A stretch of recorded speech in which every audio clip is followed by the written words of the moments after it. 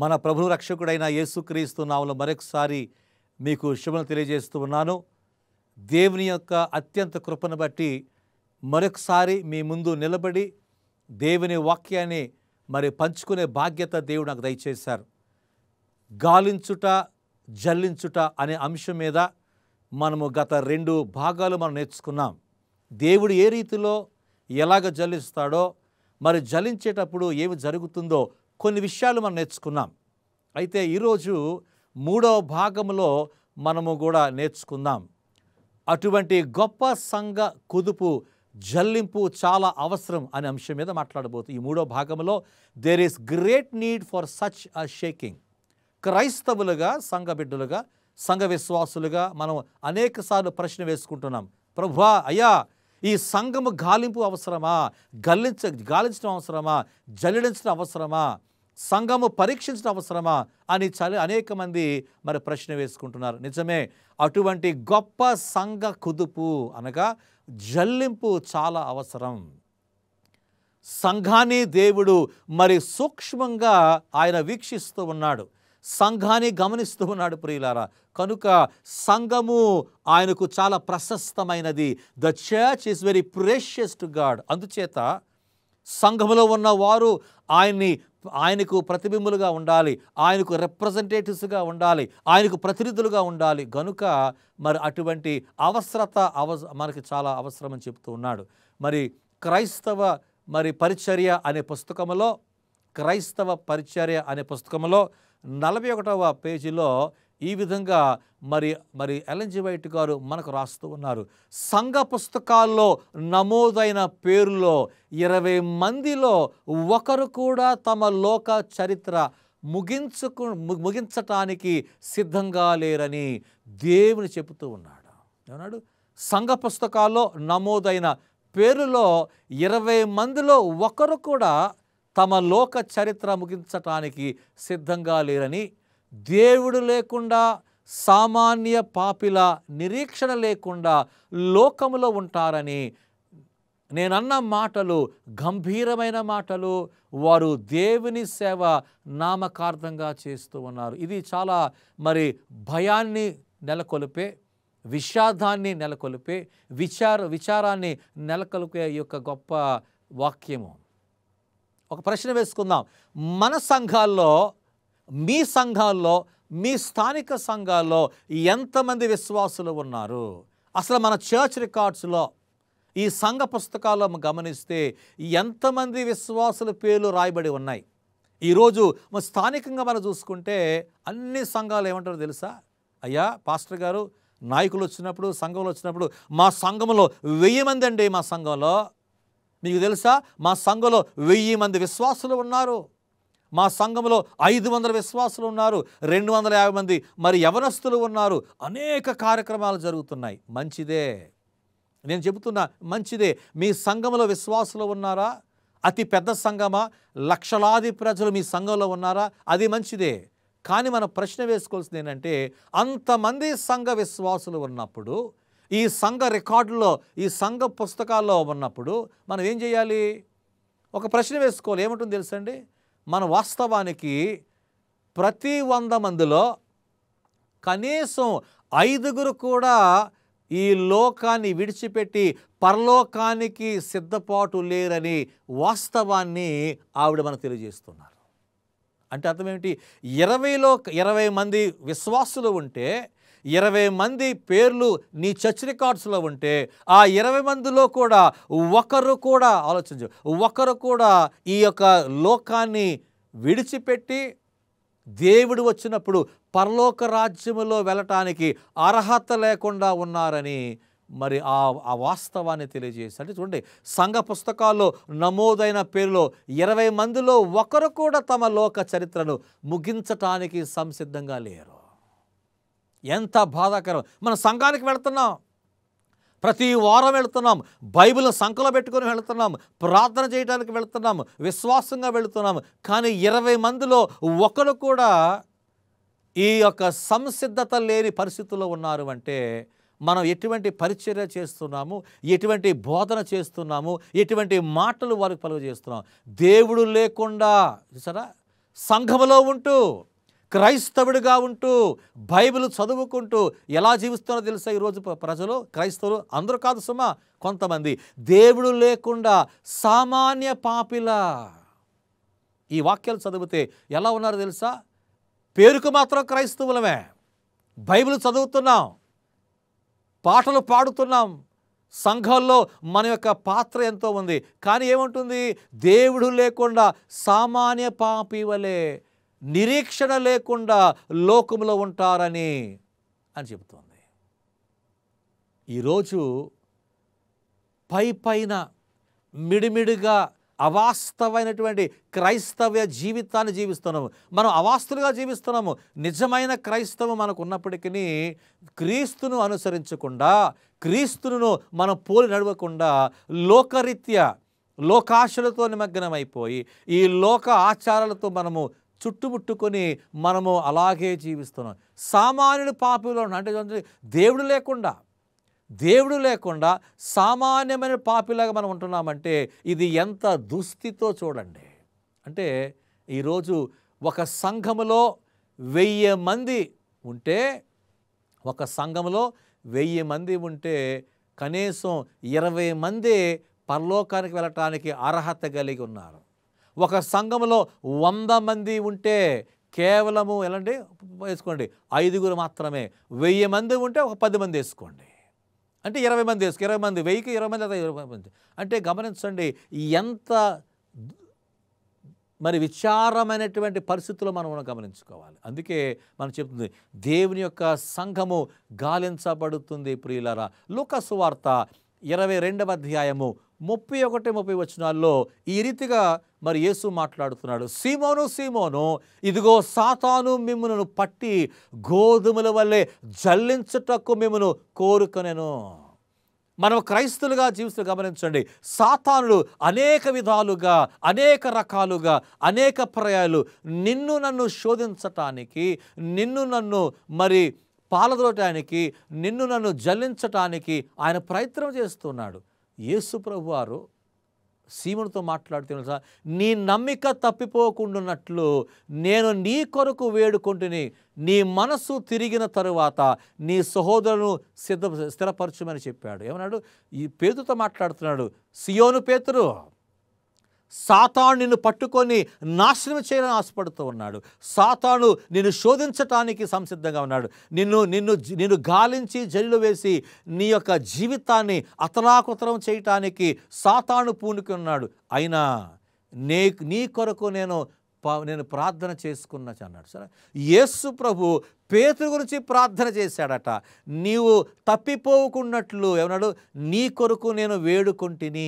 గమనిద్దాం ప్రియులారా, ఈరోజు నీవు క్రైస్తవ జీవితంలో బలపడాలని, నేను క్రైస్తవ జీవితంలో బలపడాలని, మనమందరము విశ్వాసభరితమైన జీవితము జీవించాలని యేసు ప్రభు మన కొరకు ఆ పరలోక రాజ్యంలో విజ్ఞాపన చేస్తున్నాడు. మన కొరకు ఆయన ప్రాధేయపడుతున్నాడు. తండ్రి ఎదుట నీ పేరు నా పేరు ప్రస్తావించి, ప్రభువా నా తండ్రి, ఈయన కొరకు నేను జీవించాను, ఈయన కొరకు నేను మరణించాను, ఈయన నా సొత్తు అని పరలోకము ఎదుట చెబుతూ ఉన్నాడు. అటువంటి గొప్ప జీవితము జీవించని ఆశపడుతున్నాను. అందుకే మరి ఇటువంటి క్లిష్ట పరిస్థితుల్లో ఎవరో నమ్మకమైన వారు, ఎవరో నమ్మకం లేని వారు ఉంటారో దాన్ని తేల్చటానికి, పరీక్షించటానికి ఈ యొక్క గాలింపు జల్లింపు జరుగుతుంది. ప్రియులారా, మరి సంసిద్ధంగా ఉందామా? పేతురుతో యేసు మాట్లాడినప్పుడు పేతురు అనుకున్నాడు, ప్రభువా సాతాను నన్ను జల్లించడం ఏంటి? నేను నీతో ఉన్నాను, గత 3.5 సంవత్సరాలు నీతో పరిచయం చేస్తూ ఉన్నాను, నీతోనే సహవాసము చేస్తున్నాను, నీ యొక్క బోధలు విన్నాను కదా, నీ మాటలు విన్నాను, నీ బోధలు విన్నాను, నీ యొక్క ఉపమానాలు విన్నాను, నీవు మరి అనేక మందిని స్వస్థపరిచినప్పుడు నేను ఉన్నాను కదా అన్నాడు. అయినప్పటికీ సాతానుడు పేతురును పడగొట్టాడు. మనమెంత సాతానుడు ముందు, మనమెంత పేతురు ముందు ప్రియులారా. సీమోను పేతురు యేసుతో ఉన్నప్పటికీ, యేసుతో కలిసి పరిచర్య చేస్తున్నప్పటికీ సాతానుడు సీమోను పేతురు పడవేశాడు ప్రియులారా. గమనించండి. అయితే మరి గమనిస్తే దేవుడు చెబుతున్న మాట, మనం పడిపోకున్నట్లు యెహోవా దేవుడు ఆయన కుమారుడు యేసు ప్రభువారు మనతో ఉండి ఆయన మనకి మన పక్షాన ఆయన వేడుకుంటున్నారు. ఒక చక్కటి ఆలోచన, మనం ఒక స్టేట్మెంట్ చదువుకుందాం. సత్యాన్ని విని దాన్ని అంగీకరించే అవకాశం ఉండి. ఏమన్నాడు? సత్యాన్ని వింటున్నారు అనేక మంది, మరి టీవీల ద్వారా అనేక బోధకుల ద్వారా వింటున్నారు. కానీ సత్యాన్ని విని దాన్ని అంగీకరించే అవకాశం ఉండి సెవెంత్ డే అడ్వెంటిస్ట్ సంఘముతో జతపరచబడి సత్యాన్ని విన్నారు, అంగీకరించే అవకాశం ఉంది. మరి సెవెంత్ డే అడ్వెంటిస్ట్ సంఘముతో జతపరచబడి దేవుని ఆజ్ఞలను అనుసరించేవారమని చెప్పుకొనుచు ఏమన్నారు? సత్యాన్ని విన్నారు. అయితే సత్యాన్ని అంగీకరించే అవకాశం వరకు ఉంది. సెవెంత్ డే సంఘముతో జతపరచబడి ఉన్నారు. అయితే దేవుని యొక్క ఆజ్ఞలు అనుసరించేవారమని చెప్పుకొనుచు అయినను దేవునికి సమర్పణ లేని ఇతర సాధారణమైన సంఘాలు వలె ఉన్నందున దేవుని ధర్మశాస్త్రాన్ని వ్యతిరేకిస్తున్న ఇతర సంఘాలు వలె 7 తెగులు అనుభవిస్తారు అన్నాడు. ఈ సత్యాన్ని, ఈ యొక్క వాక్యాన్ని నేను చదువుతాను, మరొకసారి మీరు గమనించుకోండి. సత్యాన్ని విని దాన్ని అంగీకరించే అవకాశం ఉండి సెవెంత్ డే అడ్వెంటిస్ట్ సంఘముతో జతపరచబడి దేవుని ఆజ్ఞను అనుసరించేవారమని చెప్పుకొనుచు అయినను దేవునికి సమర్పణ లేని ఇతర సాధారణమైన సంఘాలు వలె ఉన్నందున దేవుని ధర్మశాస్త్రాన్ని వ్యతిరేకిస్తున్న ఇతర సంఘాల వలె 7 తెగుళ్ళు అనుభవిస్తారు. దీన్ని చాలా వివరించాలి ప్రియులారా. మీరు సత్యం తెలుసుకున్నారా? అసలు ఈరోజు మన బైబిల్ చదువుకున్నామా? సబ్బాతు అంటే అర్థం ఏమిటి, మరి ఆదివారం అంటే ఏమిటి, ఏ రోజు నిజమైన ఆరాధన మీరు తెలుసుకున్నారా? పాస్టర్ గారు చెప్పడం కాదు, ఎవరో చెప్పడం కాదు, మనం వినాలి, మనం నేర్చుకోవాలి. మన కళ్ళారా మన పరిశుద్ధ గ్రంథాన్ని తెలిసి అన్వేషించాలి ప్రియులారా. సత్యాన్ని తెలుసుకున్నారు చాలామంది, వారికి మరి దాన్ని అంగీకరించే అవకాశం ఉంది. అనేకసార్లు మీటింగులు జరుగుతున్నాయి, సబ్బాతు మీద చర్చలు జరుగుతున్నాయి. అనేక మంది పాస్టర్లు కానీ, మరి ఈ యొక్క హోప్ ఛానల్ ద్వారా కానీ, మీడియా ద్వారా కానీ, అనేక కార్యక్రమాల ద్వారా సబ్బాతు గురించి తెలుసుకునే అవకాశం ఉంది. వారు అనుకుంటున్నారు. ఇందులో చాలామంది ఏంటి, చాలామంది కూడా సెవెంత్ డే సంఘములో ఉండి సత్యాన్ని తెలుసుకొని అవకాశం ఉన్నప్పటికీ వారు ఏం చేస్తున్నారు, మరి ఆజ్ఞలు గైకొనకుండా కదండి ఇతర సంఘాల వలె వారు జీవిస్తున్నారు కనుక. అంటే అర్థం ఏమిటి, ఈ సంఘంలోనే ఉంటూ, ఈ సంస్థలోనే ఉంటూ, ఈ యొక్క సత్యాన్ని తెలుసుకున్నప్పటికీ, అంగీకరించే అవకాశం ఉన్నప్పటికీ అంగీకరించకుండా ఏదో ప్రయోజనాల కొరకు, మళ్ళీ చెప్తాను, ఏదో ప్రయోజనాల కొరకు, వారి అవసరాల కొరకు అనేక మంది సంఘాల్లో ఉండి, సంస్థల్లో ఉండి, చివరగా వారు సత్యాన్ని విడిచి అసత్యంలోనికి వెళ్ళి దేవుడు పంపించే ఆ 7 తెగుల్లో వారు పాలభాగస్తులవుతారు. అంటే అర్థమేంటి తెలుసండి, చాలామంది సెవెంత్ డే వాళ్ళు ఈ యొక్క వాక్యం ద్వారా చాలామంది కూడా విశ్వాసులు దేవుని ధర్మశాస్త్రాన్ని వ్యతిరేకించి, అనేక మంది క్రైస్తవులు కూడా దేవుని వ్యతిరేకించి, ధర్మశాస్త్రాన్ని వ్యతిరేకించి, ఇతర సంఘాలు ఏ రీతిలో అయితే ధర్మశాస్త్రాన్ని తృణీకరిస్తున్నారో, ఇతర సంఘాలు, సంస్థలు, లేకపోతే నాయకులు కానీ, బోధకులు కానీ ఈ యొక్క సత్యాన్ని అంగీకరించకుండా, ధర్మశాస్త్రాన్ని అంగీకరించకుండా, మరి ముఖ్యంగా సబ్బాతును అంగీకరించకుండా, వారి సంఘాల్లో కానీ ఇతరులను గాను మరి తప్పుదోవ పట్టిస్తున్న వీరందరూ కూడా శిక్షకు పాత్రులు అని దేవుని వాక్యం తెలియజేస్తూ ఉంది. నీకు సత్యము తెలుసా? సత్యంలో ఉండు. నష్టమైన కష్టమైన సత్యంలో ఉండాలి. మనకు బాధ కలిగిన ఆహారం ఉన్నా లేకపోయినా, మనకు ఆరోగ్యం ఉన్నా లేకపోయినా, సత్యాన్ని తెలుసుకున్నప్పుడు ఆ సత్యంలోనే జీవించాలి, సత్యంలోనే మరణించాలి ప్రియులారా. కానీ అటువంటి జీవితము చాలామంది లేకపోవట్లేదు. 4వ మరి యొక్క విషయాన్ని మీకు తెలియజేయాలనుకున్నాను. సంఘము జలడింపు పరిపూర్ణమైన పని. Sifting will be a complete work. Sifting will be a complete work. సంఘము జలడింపు పరిపూర్ణమైన పని. ఇది ఎంత గొప్ప సత్యం తెలుసండి. దేవుడు ఎవరు శుద్ధీకరిస్తున్నారు సంఘాన్ని? దేవుడు స్వయాన శుద్ధీకరిస్తున్నాడు. ఇది ఏ గాబ్రియల్ దూత చేసే పని కాదు, ఏ ప్రవక్త చేసే పని కాదు, ఒక సంఘ నాయకుడు చేసే పని కాదు, ఒక రాజకీయ నాయకుడు చేసే పని కాదు, ఒక సంఘ పెద్ద చేసే పని కాదు. దేవుడే తన సంఘాన్ని శుద్ధీకరిస్తాడు. వీక్షిస్తూ, గమనిస్తూ, పరీక్షిస్తూ ఈ సంఘాన్ని శుద్ధీకరించటానికి ఉన్నాడు. దేవుడు సంఘాన్ని శుద్ధీకరించినప్పుడు పరిపూర్ణ పనిగా ఉంటుంది. సంఘానికి సాక్షుల పుస్తకంలో వాల్యూమ్ 1, టెస్టిమనీస్ వాల్యూమ్ 1 పేజ్ 180లో చూసుకున్నట్లయితే గమనించండి, దేవుని ప్రజలమని చెప్పుకొనుచున్న వారిలో స్వచ్ఛమైన పని దేవుడు చేయబోతున్నాడని నులివెచ్చని క్రైస్తవుడు గ్రహించునుగాక అన్నాడు. O that every lukewarm professor could realize the clean work that God is about to make among his professed people.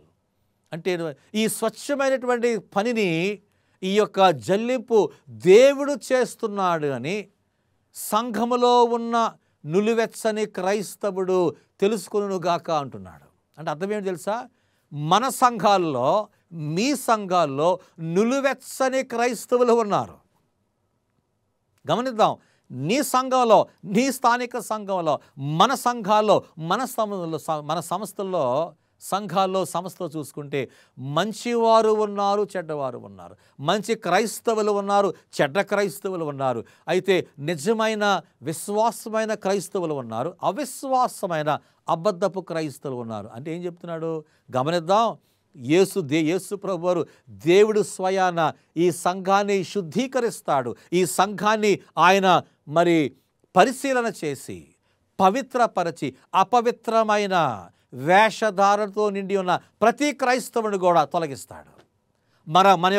మనము ఎంచుకున్న ఏ పనైనా కానీ, మనం ఎన్ని డిగ్రీలు సంపాదించినా, ఎన్ని డాక్టరేట్లు సంపాదించినా, ఎంత సిరి సంపదలు ఉన్నా ఏవి కూడా మనం రక్షించలేవు ప్రియులారా. మనం అనుకోవచ్చు, దేవా నాకు ఈ ఆస్తి ఉంది, ఈ పదవి చేశాను, ఈ సంఘంలో ఈ పదవి నాకుంది, పలానా అధికారిగా ఉన్నాను, ప్రపంచ నాయకుడిగా ఉన్నాను, దేశ నాయకుడిగా ఉన్నాను అని మనం ఎన్ని గొప్పలు చెప్పుకున్నా, వేషధారణ కలిగిన జీవితము జీవిస్తే, వేషధారటువంటి క్రైస్తవ జీవితము జీవిస్తే దేవుడు క్షమించడు. మనలను నిర్మూలించి సంఘం నుంచి ఆయన వెలివేస్తాడనే సత్యాన్ని ఆ నులివెచ్చని క్రైస్తవులు తెలుసుకొనుగాక అని రాస్తూ ఉన్నారు. ఆత్మ పరిశీలన చేసుకుందాం. ఈరోజు దేవుని వాక్యాన్ని వింటున్నా మీరు బిడ్డలారా గమనించుకుందాం. మనం ఆత్మ పరిశీలన చేసుకోవాలి. ఎందుకు చేత తెలుసండి? దేవుని ప్రజలను చెప్పుకొనుచున్న మనము స్వచ్ఛమైన పని దేవుడు చేస్తున్నాడు కాబట్టి మనం చాలా జాగ్రత్తగా ఉండాలని దేవుడు కోరుకుంటున్నాడు. టెస్టిమనీస్ టు మినిస్టర్స్ 163వ పేజీలో అయితే దేవుని పరిచారులకు ఒక చక్కటి సాక్ష్యం పుస్తకంలో ఆవిడ రాస్తున్నారు. దేవుని పిల్లమని చెప్పుకొనుచున్న వారి మధ్య ఎటువంటి జలునింపు జరుగును. What sifting will there be among those who claim to be the children of God. దేవుని ప్రజలమని, దేవుని యొక్క విశ్వాసులమని, దేవుని యొక్క బిడ్డలమని, దేవుని యొక్క సంఘమని చెప్పుకున్న మనకు మన మధ్య ఎటువంటి జలుపు జరుగుతుందో ఒక్కసారి గమనించు క్రైస్తవా అని ఆవిడ చెప్తూ ఉన్నారు. గమనించారా? మనం సూట్ వేసుకున్నాం, బూట్ వేసుకున్నాం, చక్కటి అలంకరణ వేసుకున్నాం, మంచి కార్లు వాహనాలు తిరిగాం, మంచి బట్టలు ధరించుకున్నాము, చక్కటిగా సంఘానికి వెళుతున్నాము. కానీ అవన్నీ బాహ్యంగా దేవుడు చూస్తున్నాడు తప్ప ఆంతర్యాన్ని దేవుడు చూడబోతున్నాడు. నీ హృదయం ఎలా ఉన్నది, మన జీవిత విధానం ఎలా ఉన్నది, మన సత్యం ఎలా ఉన్నది అని గమనించుకుంటున్నాడు ప్రియులారా. మనము అందరి చుట్టూ అందరి కళ్ళు కప్పొచ్చారేమో కానీ ప్రజలను మోసం చేయొచ్చు, కానీ నాయకులను మోసం చేయొచ్చు, కానీ సంఘాన్ని మోసం చేయొచ్చు, కానీ మన విశ్వాసులు మోసం చేయొచ్చు, కానీ దేవుని మాత్రము మనం మోసం చేయలేము. అందుకే దేవుడు సంఘాన్ని శుద్ధీకరించడానికి సంసిద్ధంగా ఉన్నాడు. ఐదవ అతి ప్రాముఖ్యమైనటువంటి స్టేట్మెంట్ ఏంటి తెలుసా అండి? All the chaff will be separated out అన్నాడు. పొట్టు అంతా వేరుపరచబడును అన్నాడు. పొట్టంతా ఆయన జల్లుల్లో ఆ యొక్క వేసినప్పుడు ఏమవుతుంది? పొట్టంతా కూడా రాలిపోతుంది, తీసివేయబడుతుంది. చెత్త చెదారము అవసరం లేనటువంటి ప్రతిదీ కూడా నిర్మూలించబడి ఆ ప్రశస్తమైన గింజ మనకు ఉంటుంది. ప్రశస్తమైన గింజ మనకు ఉంటుంది. ఏమన్నాడు? ఇది గమనించుకోవాలి ప్రియులారా.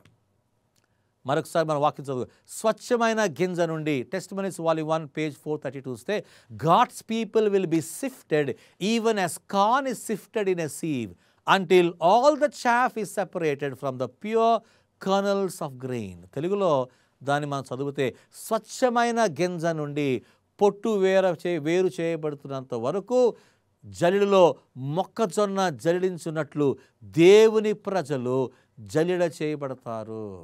సరే, ఏ రీతిలో అయితే మొక్కజొన్న ఆ విధంగా ఆ జలిలో ఉంటుందో, ఆ చెత్త చెదారమ పొట్టు వేరు చేయబడుతుందో, అదే రీతిలో దేవుని బిడ్డలు, దేవుని యొక్క సంఘము జలిడ వేయబడుతుంది. అర్థం అవుతుందా ప్రియులారా? మనం ఎటువంటి స్థితిలో అర్థమవుతుందా? ఎంత క్లిష్ట పరిస్థితిలో సంఘం ఉందో అర్థమవుతుందా?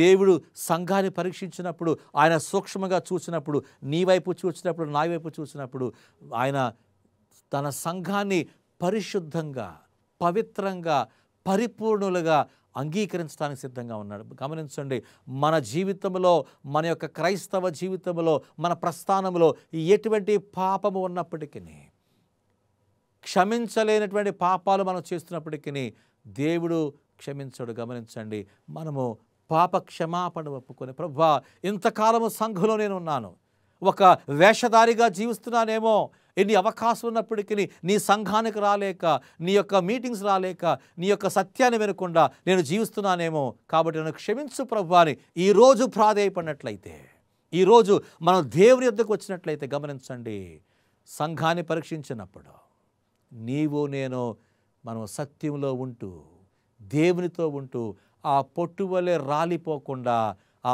ఆ ప్రశస్తమైన గింజ వలె నీవు నేను అందులోనే ఉంటాం.